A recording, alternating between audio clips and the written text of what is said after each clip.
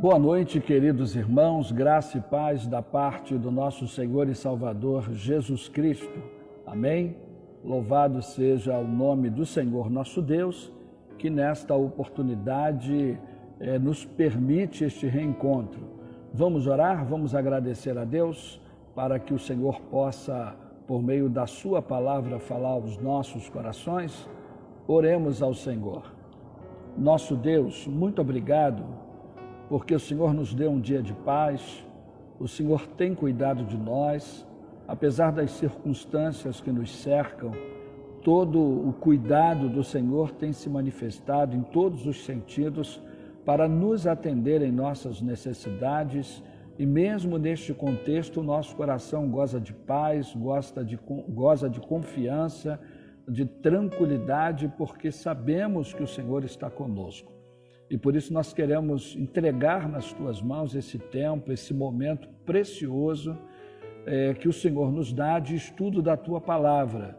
Que o Senhor possa usar a vida deste Teu Filho, assim como os meios que este Teu servo está usando para comunicar a Palavra do Senhor ao coração da Tua Igreja e de tantos quantos tiverem acesso a este vídeo que está sendo produzido. Usa, portanto, a minha vida, Senhor, prepara o coração do Teu povo e faz desse tempo um tempo de crescimento espiritual e despertamento para a Tua Igreja. Em nome de Jesus nós oramos e Te agradecemos. Amém.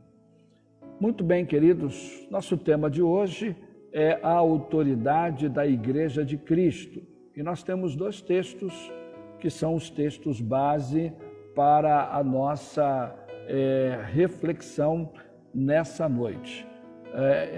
Efésios capítulo 4, de 11 a 14, Efésios capítulo 4, de 11 a 14, e 1 Timóteo capítulo 3, de 1 a 7. Então estes são os textos básicos que nós estaremos lendo para considerar os assuntos que traremos aqui baseado no tema geral, a autoridade da Igreja de Cristo. Efésios capítulo 4, de 11 a 14, diz assim: E ele designou alguns para apóstolos, outros para profetas, outros para evangelistas e outros para pastores e mestres, com o fim de preparar os santos para a obra do ministério, para que o corpo de Cristo seja edificado, até que todos alcancemos a unidade da fé e do conhecimento do Filho de Deus, e cheguemos à maturidade, atingindo a medida da plenitude de Cristo. O propósito é que não sejamos mais como crianças, levados de um lado para outro pelas ondas, nem jogados para cá e para lá por todo o vento de doutrina e pela astúcia e esperteza de homens que induzem ao erro. Agora nós estaremos lendo 1 Timóteo capítulo 3, do verso 1 ao verso de número 7. 1 Timóteo capítulo 3, de 1 a 7. O texto diz assim: Esta afirmação é digna de confiança. Se alguém deseja ser bispo, deseja uma nobre função, é necessário, pois, que o bispo seja irrepreensível, marido de uma só mulher, sóbrio, prudente, respeitável, hospitaleiro e apto para ensinar. Não deve ser apegado ao vinho, nem violento, mas sim amável, pacífico e não apegado ao dinheiro. Ele deve governar bem sua própria família, tendo os filhos sujeitos a ele, com toda a dignidade. Pois se alguém não sabe governar sua própria família, como poderá cuidar da Igreja de Deus? Não pode ser recém-convertido, para que não se ensoberbeça e caia na mesma condenação em que caiu o diabo. Também deve ter boa reputação perante os de fora, para que não caia em descrédito nem na cilada do diabo. Muito bem. Estes são os dois textos e nós queremos chamar a atenção para uma coisa importante. A igreja, queridos, é uma instituição solene, de origem divina, que existe em razão do seu fundador. Não é à toa que a igreja ela é conhecida como a casa de Deus, ou a igreja do Deus vivo, coluna e firmeza da verdade. Então, esses são alguns títulos que a igreja leva, né? E todos eles nós encontramos dentro das páginas da palavra de Deus, né? A igreja como casa de Deus, né? Como a igreja do Deus vivo, né? Tudo isso são referências bíblicas para distinguir, destacar a igreja do Senhor. A autoridade do Todo-Poderoso está sobre a igreja, por isso ela é respeitada e preservada. Apesar de tudo que se faz hoje contra a igreja ainda ela tem um respeito, né, de diversos segmentos da sociedade. Por quê? Porque as pessoas entendem que há uma autoridade sobre a igreja que é divina. E por isso muitos setores ainda respeitam a igreja do Senhor. Então é necessário que ela se mantenha no rumo proposto por seu Senhor, ao qual ela pertence e a quem deve servir. Então a igreja está aqui nessa terra e ela tem como propósito, primeiro, né, ela pertence ao Senhor e ela está aqui para servir aos planos desse Deus maravilhoso que a implantou em nossa terra. Agora, em qual fundamento a igreja está firmada, né? O que respalda essa autoridade eclesiástica da igreja hoje? Esse é o ponto que nós estaremos abordando a partir desse momento. Então, a primeira coisa que destacamos e que faz parte desse fundamento da igreja, da autoridade da igreja, é o embasamento da fé. O passo inicial da vida cristã é a fé em nosso Senhor e Salvador Jesus Cristo. Por isso nós precisamos reafirmá-la diariamente, a fim de viver a esperança que nos está proposta por Jesus Cristo. Não faz sentido crermos em Jesus e vivermos de forma diferente dos seus ensinos. É isso que muitas vezes a sociedade não entende, as pessoas não entendem. Elas muitas vezes criticam os membros da Igreja de Cristo porque aqueles que fazem parte do corpo de Cristo, eles não abraçam, não concordam, não praticam algumas coisas que a sociedade sem Cristo pratica, faz, apoia, acha que é normal. As pessoas pensam que a Igreja de Cristo, ela, como ouvimos muitos discursos, né, que a Igreja de Cristo está atrasada. Até já se ouve o discurso que a Bíblia tem que ser atualizada. A Bíblia não tem que ser atualizada, a Igreja não está atrasada, o código de ética, de vida da igreja está impresso na Bíblia e esses valores não mudam.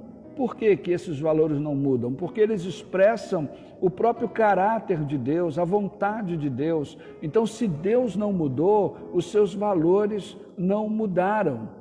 E é isso que as pessoas precisam entender. E nós, enquanto cristãos, independente de quais valores o mundo abraça, nós temos que permanecer com a nossa vida, com os nossos valores, os nossos pensamentos voltados ou reproduzindo os ensinos da palavra de Deus. Enquanto Deus não mudar, nós cristãos não devemos mudar. Enquanto a palavra de Deus não mudar, e essa mudança precisa ser operada pelo próprio Deus, que é o autor dessa palavra, enquanto isso não acontecer, nós devemos manter os valores, os ensinos da palavra de Deus, fazendo parte da nossa vida diária, para que, como igreja do Senhor, nós possamos cumprir o nosso papel, viver uma nova vida diante de uma sociedade que está em trevas. Então, isso é muito importante estarmos nos lembrando disso.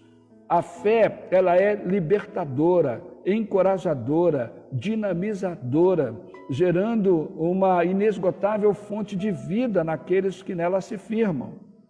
Lá em 1 Timóteo, capítulo 1, verso 5, está escrito o seguinte: o objetivo desta instrução é o amor que procede de um coração puro, de uma boa consciência e de uma fé sincera. Então, a fé, ela produz resultados na vida daquele que a pratica e a pratica de forma sincera. Quando observamos os ensinos da palavra do Senhor, quando colocamos estes ensinos em prática, nós vemos os resultados em nossa vida. Nós vemos as ações de um Deus que é vivo e verdadeiro, operando na vida de cada um de nós, operando na vida da sua igreja, que deve ser uma seguidora fiel e leal da palavra do Senhor. Um outro ponto dentro desse embasamento da fé é um testemunho de um personagem importante do Novo Testamento, que é o apóstolo Pedro, né? Então, na base da fundação da igreja está a confissão de fé de Pedro, que reconheceu Jesus como o Messias prometido, ao exclamar: tu és o Cristo, o Filho de Deus, do Deus vivo. Lá em Mateus capítulo 16, verso 16, também a parte B do verso 16. Então, Mateus 16, 16b. Então, sobre essa declaração de fé proferida por Pedro, essa declaração exaltou o poder do Filho de Deus para sobrepujar as estruturas espirituais da maldade. Então, antes de tudo, entendemos que há um mundo espiritual que interfere no mundo material. E quando declaramos que Jesus Cristo é o Senhor, o mundo espiritual sofre uma ação. A ação da soberania do nosso Senhor e Salvador Jesus Cristo. Então, a fé nos transporta para uma vida debaixo de uma influência maior desse mundo espiritual que está sendo gerado pelo próprio Deus em nossas vidas. E a partir desse acesso é que o Senhor Jesus, a partir dessa ação, dessa confissão de fé em Jesus e nesse poder que emana da pessoa do Senhor Jesus, a igreja está então fundamentada. O fundamento da igreja é o nosso Senhor e Salvador Jesus Cristo. Por isso que a fé só deve ser exercida na pessoa do nosso Senhor e Salvador Jesus Cristo. Por isso o apóstolo Pedro, ao responder à pergunta de Jesus, ele disse: tu és o Cristo, o Filho do Deus vivo. Então essa é a declaração de fé de todas as pessoas que decidem em seu coração aceitar Jesus Cristo como único e suficiente Salvador. Ela deve basear-se nessa declaração do apóstolo Pedro.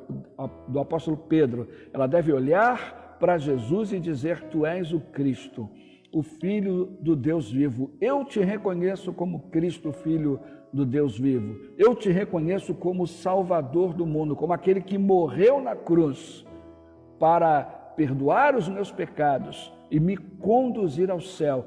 Não há outro caminho. Então nós precisamos guardar isso em nossos corações.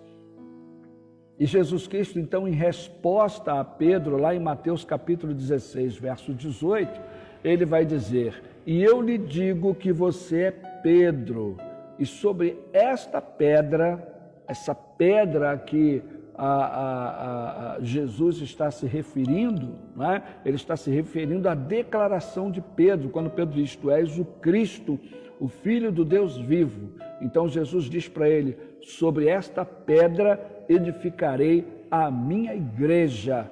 Então, sobre esta declaração de fé, a igreja será edificada. A igreja só acontece, a igreja só toma forma quando pessoas entendem que pela fé em Jesus Cristo são salvas. Então essas pessoas se reúnem debaixo dos ensinos de Cristo e a igreja então toma forma. A igreja aparece a partir de uma declaração que mexe com o mundo espiritual, a igreja aparece e se torna a igreja física, trazendo a presença desse Deus para o seio, não é, do reino dos seres humanos. Não é? Então Jesus fala, olha Pedro, sobre esta declaração sua, essa profissão de fé sua, é que a igreja será fundada. E ele conclui dizendo, e as portas do inferno ou do Hades não poderão vencê-la.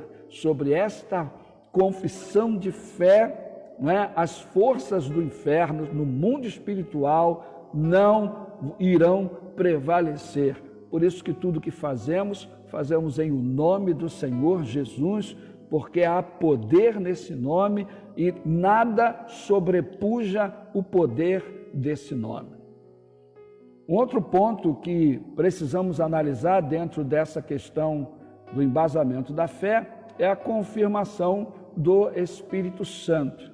A história da igreja primitiva dá-nos provas evidentes do poder e da autoridade da igreja militante. A igreja militante é essa igreja que está na terra, não é? Ela vai estar aqui durante um período e só que esse período vai findar com a volta de Jesus. Então, aqueles que estão em Cristo Jesus entendem que viver neste mundo a partir da sua decisão de reconhecer Jesus Cristo como Senhor e Salvador é estar como caminhando em direção à terra prometida. É comparado à história do povo de Israel quando saiu do Egito em direção à terra prometida. Então, eles passaram por diversos territórios, não é? Indo em direção à terra prometida. Então, nós estamos na mesma condição espiritualmente falando. Nós estamos passando por essa vida, por essa terra.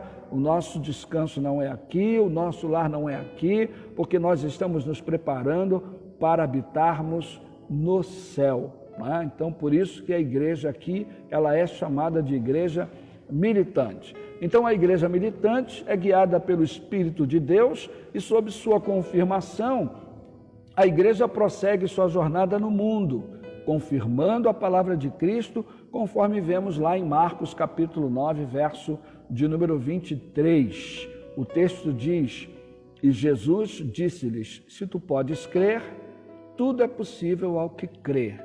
Lemos ainda em Marcos capítulo 16, verso 20, o seguinte, e eles, tendo partido, pregaram por todas as partes, cooperando com eles o Senhor e confirmando a palavra com sinais que se seguiram.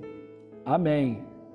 Atos capítulo 6, verso 8 ainda acrescenta, e Estevão, cheio de fé e de poder, fazia prodígios e grandes sinais entre o povo. Então, a igreja do Senhor tem a confirmação do Espírito Santo. Tudo que a igreja faz tem a intervenção do Espírito, não é? Então, os sinais que ocorrem, os milagres que acontecem, são manifestações do Espírito Santo de Deus, dizendo, olha, esse povo, essas pessoas, esse grupo de pessoas, essa congregação, pertencem ao Deus Todo-Poderoso. O que acontece dentro da igreja ou por meio da igreja não são atos humanos. Os humanos, as pessoas que compõem a igreja de Cristo, são instrumentos de Deus para a manifestação do poder de Deus na vida de outras pessoas e também na vida do nosso mundo. Então, o Espírito Santo confirma, não é? O Espírito Santo confirma a obra de Deus na vida da igreja e por meio da vida da igreja. Agora, até que ponto estamos dispostos a nos ofertar a Deus na qualidade de membros do corpo de Cristo? Deus quer se manifestar, Deus quer realizar sinais e prodígios, Deus quer fazer maravilhas, mas até que ponto eu e você, como membros do corpo de Cristo, como igreja do Senhor, queremos nos ofertar, queremos permitir que Deus possa nos usar com a finalidade de salvar outras vidas e de influenciar neste mundo que está aí envolto em trevas. Essa é uma pergunta que cada um de nós devemos responder. A sociedade que nos cerca, queridos, consegue perceber em nós, Igreja do Senhor, as manifestações de poder e autoridade que marcam a comunidade fundada por Jesus. Não é? Essa afirmação a gente pode até transformar numa pergunta. A sociedade que nos cerca consegue perceber em nós, Igreja do Senhor, as manifestações de poder e autoridade que marcam a comunidade fundada por Jesus? E isso é incrível, né? Essa afirmação ela não pode ser usada somente como uma pergunta para a nossa reflexão como Igreja do Senhor, mas também como uma confirmação, porque isso é o que acontece muitas vezes. Quantas pessoas, em seus momentos de aflições, de dificuldades, buscam as orações da igreja em seu favor, em favor de um parente que está enfermo? Quantas pessoas? Por que as pessoas fazem isso? Porque elas reconhecem que há uma manifestação divina na vida da igreja. Há esse reconhecimento, há essa percepção, não é? Mas nós, como igreja, precisamos entender que o nosso papel, como o Senhor Jesus falou, é de salgar, é de sermos luz. Então, para que possamos salgar com eficiência, para que possamos iluminar com eficiência, nós precisamos nos ofertar como Igreja do Senhor, precisamos permitir que Deus tenha o total domínio sobre cada um de nós e sobre a sua igreja, para que a presença da igreja possa influenciar essa sociedade que tanto precisa de Cristo. A segunda coisa que vamos ver dentro desse assunto, né, é a questão que faz parte do fundamento, são os ministérios eclesiásticos. Nós vimos lá na primeira lição sobre a autoridade espiritual que há um princípio, né? Nós aprendemos um princípio lá atrás. E que princípio é esse? Que toda autoridade é um poder delegado pelo próprio Deus. Então, todas as autoridades constituídas, os poderes destas autoridades foram concedidos por Deus. Então, toda autoridade recebe um poder delegado por Deus, e por isso a gente deve respeitar as autoridades. No caso da Igreja de Cristo, o exercício da autoridade espiritual dá-se por meio dos líderes, os quais o Senhor delega responsabilidades e obrigações de acordo com o que está na sua palavra. Lá em Hebreus capítulo 13, versos 7 e 17, dizem o seguinte, Hebreus 13, 7 e 17. Lembrem-se dos seus líderes que lhes falaram a palavra de Deus. Observem bem o resultado da vida que tiveram e imitem a sua fé. Obedeçam aos seus líderes e submetam-se à autoridade deles. Eles cuidam de vocês como quem deve prestar contas. Obedeçam-lhes para que o trabalho deles seja uma alegria e não um peso, pois isso não seria proveitoso para vocês. Esse verso dá um sermão, esses dois versos dão um sermão com muitos pontos, não é? Primeiro porque a palavra de Deus, ou o próprio Deus, exorta a igreja a se lembrarem e a observarem, não é? Os seus líderes, os seus pastores, aqueles que o próprio Deus levantou e delegou autoridade para conduzirem a igreja do Senhor. Então, estes devem ser reconhecidos pelo povo de Deus. Há um problema hoje na sociedade onde o relativismo está descaracterizando e provocando uma situação de desrespeito a todo tipo de autoridade. Isso acaba sendo refletido no comportamento das pessoas dentro da igreja do Senhor. E isso não pode acontecer. A igreja do Senhor deve lutar para que a palavra do Senhor prevaleça na nossa maneira de pensar, de falar e de agir. Então, não podemos permitir que esse relativismo cause severos prejuízos à igreja do Senhor. Não é? O texto também vai lembrar que a fé dos líderes devem ser observadas e também cada membro da igreja deve submeter-se à autoridade desses líderes. Por quê? Porque eles cuidam, não é? Eles trabalham em prol do bem-estar da comunidade, da vida de cada pessoa, não é? Que faz parte da comunidade do reino de Deus. E esse trabalho, que é um trabalho difícil, um trabalho que requer uma dedicação, ele precisa ser feito com alegria, porque quando alguém não permite ser apacentado, cuidado, isso se torna um peso muito grande. Então o texto fala isso: obedeçam-lhes para que o trabalho deles seja uma alegria e não um peso, pois isso não seria proveitoso para vocês. É interessante que essa palavra ela é dirigida aos membros da Igreja de Cristo, não é? Há um prejuízo quando nós, como membros da Igreja de Cristo, não reconhecemos, não nos submetemos, não aceitamos, não é? Esse cuidado, esse apacentamento do pastor sobre as nossas vidas. Há um prejuízo para nós. O prejuízo do pastor pode ser humano, pelas questões de desgaste mental, físico, emocional, mas espiritual não. Mas para o membro da igreja que precisa ser cuidado, que tem um pastor que foi posto ali para cuidar dele e que ele não permite que isso aconteça, o prejuízo é dele.